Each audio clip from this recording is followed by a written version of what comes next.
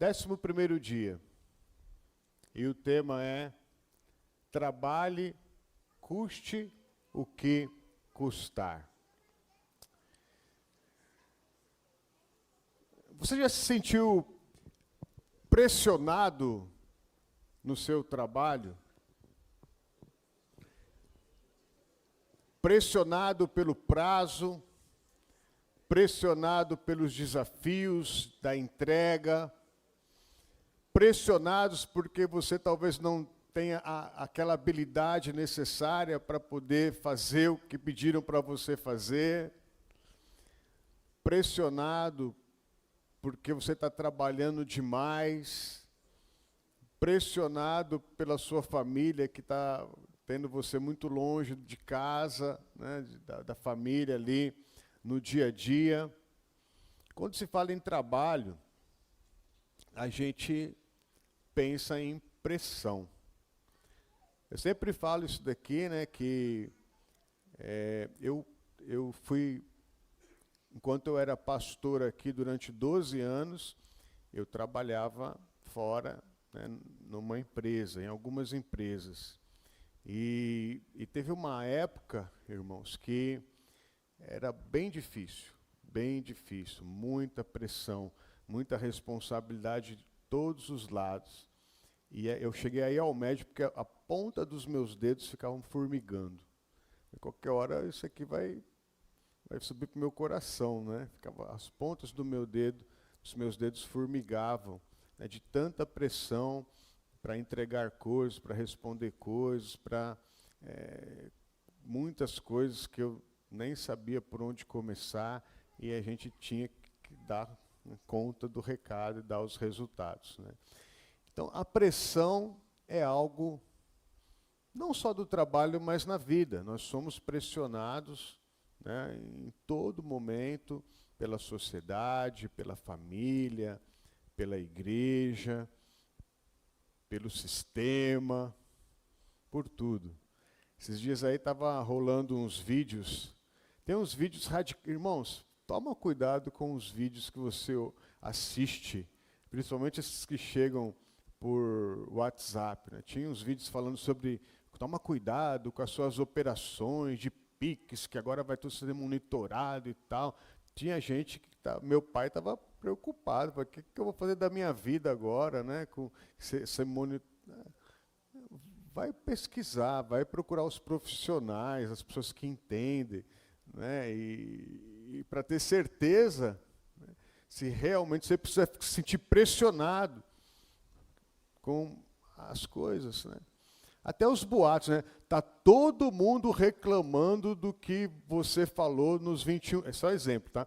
Tá todo mundo reclamando por causa daquela frase que você falou, aquele negócio que você falou nos 21 dias. Aí todo mundo quem? Fala aí quem são os todo mundo aí, para ver se é todo mundo mesmo. Vamos ver se o percentual é 2%. 2% não é todo mundo, então é a minoria, é um gato pingado que está reclamando, não é todo mundo, né, que está falando. Então, às vezes, a gente se sente pressionado até mesmo pela linguagem que usam ao nosso redor, e a gente se sente na obrigação de tomar algumas decisões, e talvez a gente possa até errar e precipitar, né, por causa da pressão que vem chegando aos nossos ouvidos. Eu quero falar sobre isso hoje, porque nós estamos falando sobre servir ao Senhor com alegria, servir ao Senhor com liberdade, mas servir ao Senhor, e isso não significa que durante o nosso servir ao Senhor não aparecerá aqueles que vão nos pressionar. Pelo contrário, tem pressão o dia todo e de todos os lados, né? Todo mundo quer que você resolva os problemas deles e seja a resposta dos seus problemas. Jesus passou por isso. Ele foi pressionado. E nós vamos ver aqui em Lucas capítulo 13. Nós vamos ver a partir do verso 31. Lucas 13 e 31. Que diz assim: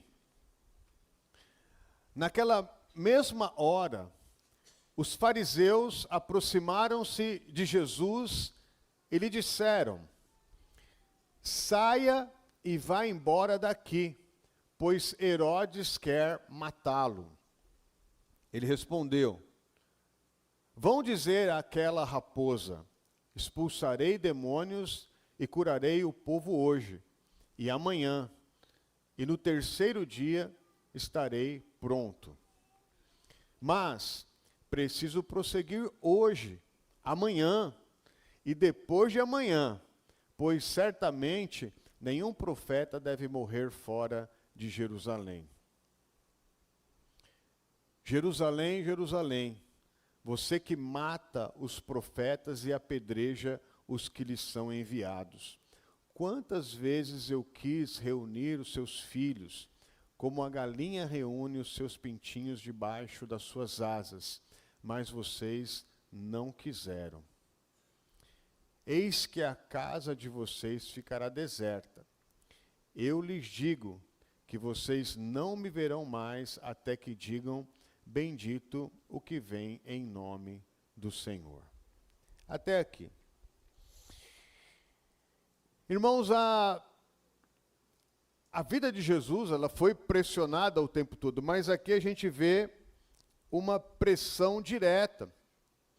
Os fariseus, era aquela seita, aquela facção judaica, que eram extremamente zelosos. E eles estavam sempre por perto, acompanhando Jesus.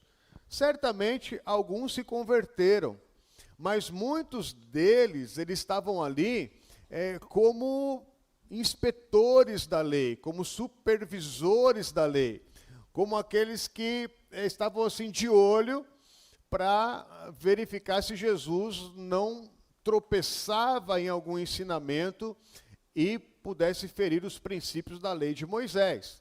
Essa era a turma dos fariseus. Eles eram rigorosos demais. E eles não, aquela seita firme, né, que eu estou certo, os outros estão errados. Normalmente, uma seita, quem debanda para o lado de uma seita, tem a característica do exclusivismo. Eu sei a verdade, eu tenho a certeza, o restante está tudo errado. Então, esses eram os fariseus. E eles estavam sempre de olho em Jesus. E agora aqui parece que eles estão bonzinhos, dizendo: sai daqui, vai embora, porque Herodes quer matá-lo, né? O que diz o verso 31. Então a gente não sabe se eles realmente ouviram falar alguma coisa, estavam com boas intenções, entre aspas, né? Queriam preservar a vida de Jesus, ou queriam que Jesus parasse de ensinar o que ele estava ensinando, de pregar o que ele estava pregando, queriam desviar a atenção de Jesus, colocando aí essa cilada, dizendo que Herodes queria matá-lo. Pode ser. Mas, de certa forma, os fariseus estavam pressionando Jesus aqui a tomar uma atitude que eles enxergavam que era correta.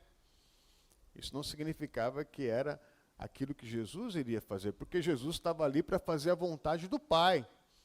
E ele tinha consciência do que ele estava fazendo. Não ia se desviar por causa de uma ameaça, por causa de um perigo. Mas a ameaça, ela era real. Porque Herodes era essa raposa, que a figura da raposa era essa figura enganadora, que procura ali uma brecha, que não é confiável, nesse sentido que Jesus chama Herodes dessa raposa, mas que não botava medo nele. Embora Herodes, né, tinha autoridade, sim, diante do povo. Ele era o rei e ele havia acabado de sentenciar e matar João Batista. Então, era uma ameaça real, perigosa. Então, havia, sim, uma pressão e um risco de vida. Porém, Jesus sabia que havia um propósito de Deus, um propósito maior, que ele não iria morrer, né, na véspera, um dia antes, ou fora daquilo que era um propósito de Deus. Ele não estava debaixo de uma sentença humana, mas ele estava debaixo da vontade de Deus. Mas o fato aqui é que Jesus estava sendo pressionado. E na pressão, a gente precisa tomar decisões. Quando a gente é pressionado, o tempo todo, as finanças nos pressionam. Eu preciso pagar as contas, eu preciso resolver aquela situação, o desempregado, né, precisa de uma porta aberta, a situação difícil precisa ser resolvida, é pressão continuamente. O que eu faço? Eu vou para a igreja, eu não vou. A pressão social, onde diz o comportamento da sociedade é assim, é normal, é assim que funciona, são as coisas desse tempo, dessa geração, tudo mudou, esse é o normal, é o novo normal. Há uma pressão social que o tempo todo vai dizendo, você precisa se comportar como todo mundo se comporta, e a gente tem que tomar decisões. Existe pressão dentro da nossa casa o tempo todo, em que muitas vezes os pensamentos dentro de uma casa, as exigências dentro de uma casa entram em conflito, e a gente é pressionado a tomar decisões. Assim como a vida espiritual, as tentações, as batalhas, os enfrentamentos espirituais, as decisões que a gente toma na vida que tem implicações espirituais, a pressão está aí. A gente pode chegar ao ponto, né, de chegar no ponto de explosão, de tanta pressão que a gente passa, que a gente vive. Mas qual que é a resposta de Jesus? No verso 32, ele diz o seguinte: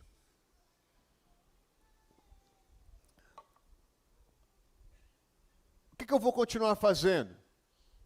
Vai dizer aquela raposa, expulsarei demônios e curarei o povo, hoje, amanhã, e no terceiro dia estarei pronto.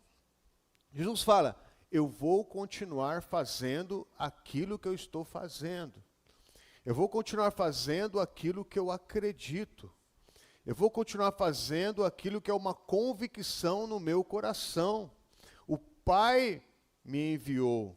Eu estou fazendo a vontade daquele que me enviou. Eu vou continuar fazendo isso agora, nesse momento. Amanhã eu vou estar aqui fazendo isso de novo. E eu vou estar no terceiro dia fazendo de novo, até cumprir o propósito de Deus na minha vida. E aqui a gente começa a entender, dentro dessa pressão que a vida nos exige, a diferença daqueles que têm uma convicção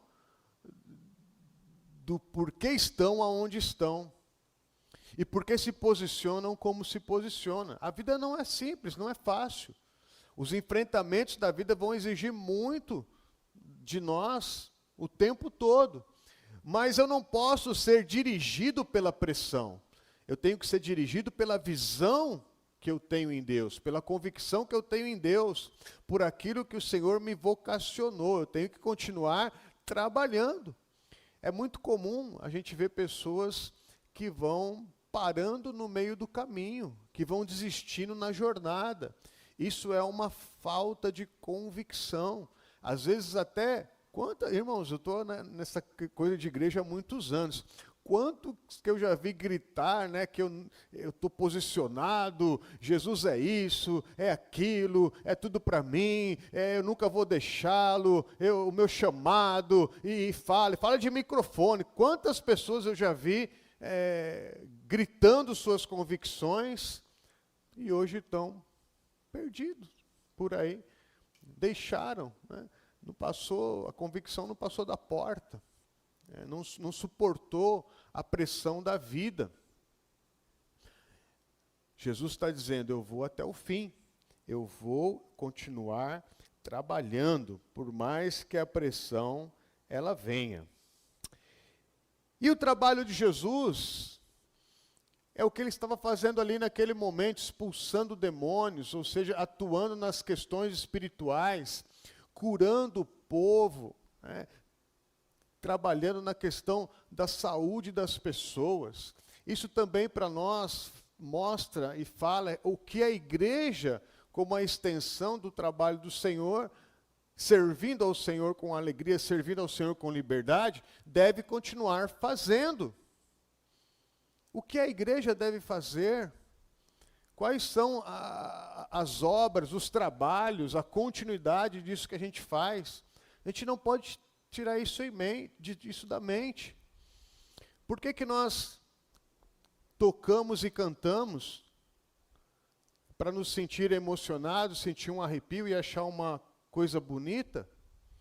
Por que a gente prega uma palavra para a gente ter um intelecto, ser conhecedor, sabedor das coisas, entender as coisas, ou nos sentir mais aliviado por essas coisas?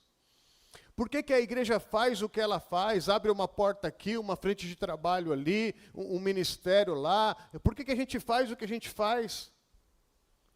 Nós precisamos entender isso, que isso não é entretenimento, não é um clube social, isso aqui não é um ambiente para a gente poder ficar enclausurado e ficar protegido. Isso não é a proposta de Jesus. Jesus está fazendo, eu estou aqui para expulsar demônios e curar o povo. E é isso que a gente deve fazer como igreja, ser agentes de libertação. Tudo que a gente faz é para que aqueles que estão em cadeias e em prisões sejam libertos. É por isso que a gente canta, é por isso que a gente prega, é por isso que a gente serve, é por isso que a gente procura amar, é por isso que a gente abre a porta da nossa casa, é por isso que a gente ensina, procura dar cesta básica, porque a gente quer que as pessoas sejam libertas. Que as pessoas possam superar suas prisões, suas cadeias. É para isso que nós estamos aqui. Para que as pessoas sejam curadas, restauradas, para que as famílias sejam protegidas, para que o jovem, o adolescente tenha uma direção, para que as pessoas que vão chegando numa idade avançada e as forças vão se esvaindo, sintam-se protegidas, pertencentes a um lugar, para que as crianças possam estar aprendendo os caminhos do Senhor e o Evangelho possa chegar primeiro, as boas novas do reino, na vida delas. Então, tudo que a gente faz tem um propósito maior. E esse propósito está resumidamente descrito aqui, naquilo que é o trabalho de Jesus. E Jesus está fazendo esse trabalho hoje através da igreja, das nossas vidas. Então, quando a gente para pela metade, desiste, a gente não está seguindo o exemplo de Jesus, porque ele fala, eu vou até a hora que eu estarei pronto, até consumar, até deixar tudo como deve estar, até entregar. E ele fez isso até dizer está consumado. E aqui nós aprendemos outra coisa. Não existe o evangelho, a carreira evangélica abandonada. Não se abandona a carreira evangélica. Não se vira as costas para a nossa jornada cristã. Não se desiste. Não se para pela metade. E se é uma coisa que as ameaças, a pressão, irmãos, pressão, a idade, as situações do corpo, as situações da mente, as situações da alma, da emoção, as carências, aquilo que a gente às vezes cria na nossa mente, as necessidades financeiras, a pressão, ela está ali o tempo todo, e ela está falando, para, fuja, desista, vira as costas, vai para casa, abandona, tá? Vai pressionar para você parar, para você deixar de fazer aquilo que Jesus está fazendo. Pensa, irmãos, você começa uma coisa, daqui a pouco, estava que calor, agora fez frio. Eu comecei aqui uma jornada, mas me convidaram para fazer um outro trabalho agora. Os 21 dias demora muito, eu vou fazer uma ali de 7 dias, que é mais rápido. Sei lá. Toda hora nós vamos estar, vai ter gente fazendo um convite. Desiste, desvia. Eu só não sei se já tem igreja que fala assim, aqui o dízimo é 5%. Né? Daqui a pouco estão falando isso. Para de ir lá. Lá é 10, aqui é 5. Tem promoção. Né? Toda hora vai aparecer alguma coisa para dizer, olha, aqui é melhor. Aqui é diferente. E a gente para. Não pode tomar uma chuva, não pode passar um calor, não pode enfrentar uma jornada maior. Isso é a história da vida, irmãos. Quem desiste, quantas pessoas perderam profissão porque desistiram no meio do caminho? Pararam de estudar, pararam de aprender, pararam, né, de evoluir, de crescer. A gente tem que estar aprendendo o tempo todo, irmãos. Até a gente que é velhinho tem que estar tentando aprender o tempo todo. Não pode ficar desistindo. A gente tem que se condicionar a isso. Continuar, né, sem desistir. Quantos começaram alguma coisa e não terminaram? Perdeu.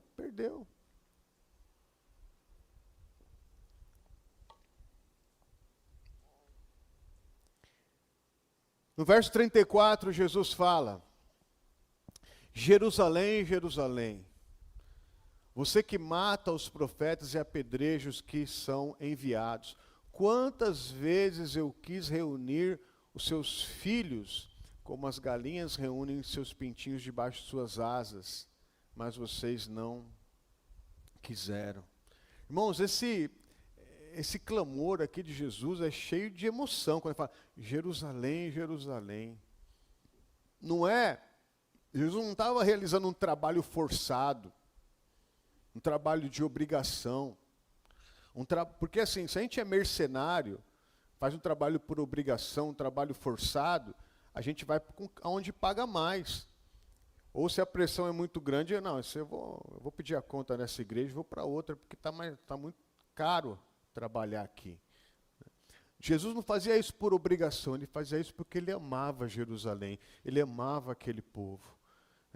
A figura aqui é de alguém que ama demais, essa figura da galinha que coloca os pintinhos debaixo das suas asas, que deseja o melhor, deseja proteger, deseja guardar, deseja ali abrigar essa cidade, esse povo, mas eles o rejeitaram. E a rejeição também é uma pressão. A gente se sente pressionado. Quantas coisas a gente faz com essa visão, né? E estamos em Jandira, né? A gente pode dizer Jandira, quantos anos, quanto trabalho, as portas abertas, quantas iniciativas, né? A gente vai para cá, para lá, tantas ideias, mas infelizmente na verdade a maioria rejeita, não quer, não aceita, não quer. Apedreja, talvez não joga pedra, mas joga palavras, quer o mal, ao invés de querer o bem, e a igreja está aqui para poder proteger, né, com a graça de Deus, com o amor do Senhor. Mas Jesus, ele, mesmo com essa pressão, ele foi até o fim, ele não desistiu, né, daquilo que ele tinha a fazer. E a figura do profeta e daqueles que são enviados são figuras de trabalho, dos proclamadores, dos anunciadores. daqueles que falam a verdade, daqueles que denunciam o pecado, daqueles que com a sua própria presença, né, manifestam a glória de Deus que nós cantamos, daqueles que colocam as coisas na ordem que devem ser colocadas, daqueles que exercem a justiça de Deus. Esses são os profetas do cotidiano, é o que a gente faz no nosso dia a dia, os trabalhadores, né, que estão ali abençoando, os abençoadores, aqueles que oram pela cidade, que oram pelas pessoas, que oram pelas famílias. Esses são os trabalhadores, né, que estão ali constantemente amando o lugar que nós estamos. Nós estamos aqui porque nós amamos esse lugar, amamos essa cidade e queremos abençoar essa cidade, custe o que custar. Nós estamos dando a nossa vida aqui. A nossa história está sendo escrita juntamente com o Evangelho e tudo aquilo que Deus está fazendo, aqueles que são aliançados com essa casa. Antigamente falava muito que nós iríamos envelhecer juntos, e a palavra se cumpriu, né? A gente já está velhinho já. E alguns estão juntos. Quem não desistiu, quem não ficou pelo caminho, quem não achou que o preço estava excessivo demais. A gente está aqui envelhecendo junto, mantendo aqui até se cumprir o dia do Senhor na nossa vida. Nós não podemos retroceder. Então a pressão, estou falando sobre pressão e sobre trabalhar, custe o que custar. É assim que deve ser, irmãos. Eu sei que eu estou falando sobre alegria e liberdade. A gente vê aqui que Jesus, por amor a essa cidade, amor a esse povo, ele se entregou com alegria e com liberdade. Mas isso não significa que não foi com pressão e com dor. Mas ele serviu ao Pai até o fim. Trabalhadores devem dizer: eu continuo trabalhando hoje, amanhã e no terceiro dia, custe o que custar. Eu quero contar para você uma história de um pastor muito conhecido pelos crentes mais antigos, chamado David Wilkerson. O pessoal de igreja tradicional, mais velho, conhece. Porque teve, do seu trabalho, né, se gerou livros, filme, institutos, né, evangelísticos, chegou muito aqui no Brasil. Mas nos anos 50, esse pastor, ainda jovem, ele decidiu evangelizar nas ruas de Nova York, onde era dominada por gangues de rua. E ele saiu então do conforto de uma igreja tradicional, porque ele amava aquela cidade. Deus colocou as ruas de Nova York no coração deste pastor David Wilkerson. E ele foi servir ao Senhor, né? E nas ruas foi pressionado, ele foi ameaçado inúmeras vezes.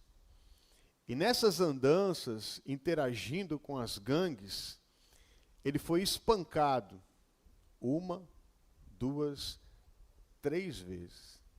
Foi espancado, bateram nele. Imagina a pressão. Será que eu vou voltar amanhã para essas ruas, depois dessa experiência? A história diz que ele foi assaltado 5 vezes nessas ruas. Ele foi lá para levar o evangelho e levaram o que ele tinha. Foi assaltado naquelas ruas. E teve um dia que ele se encontrou com um líder de uma gangue chamado Nick Cruz, que tem lá no livro, no filme.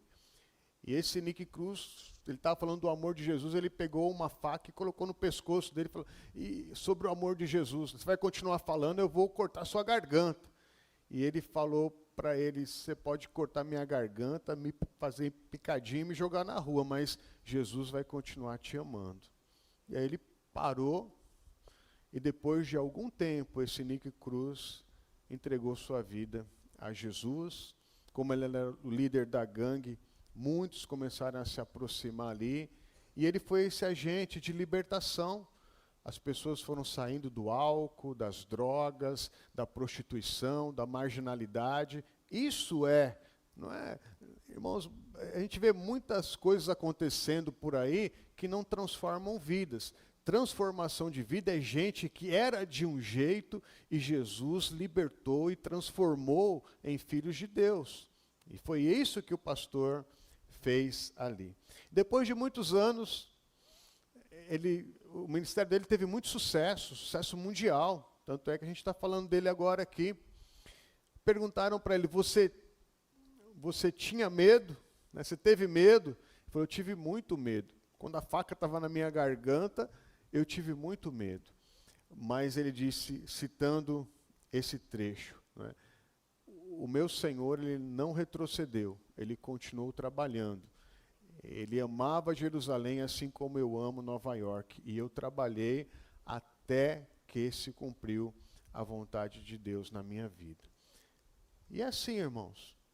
É isso que eu tenho proposto, que eu proponho para vocês. Que a gente trabalhe até que a vontade de Deus se cumpra nas nossas vidas. Que isso não seja uma brincadeira ou um evangelho de temporada. Estou vivendo uma temporada do evangelho, depois eu vou, sei lá, viver outra coisa na minha vida. Isso não é evangelho. O evangelho é daqueles que levam a sua fé, a sua jornada até o final, custe o que custar, independente das pressões que a gente tem que encarar. Amém? Fique em pé no seu lugar. E vamos para a frase de hoje. Repita comigo. Não se deixe intimidar. Sirva ao Senhor com liberdade. Sem medo das pressões. Sirva ao Senhor com alegria. Apesar dos sacrifícios. Mas sirva ao Senhor. Amém?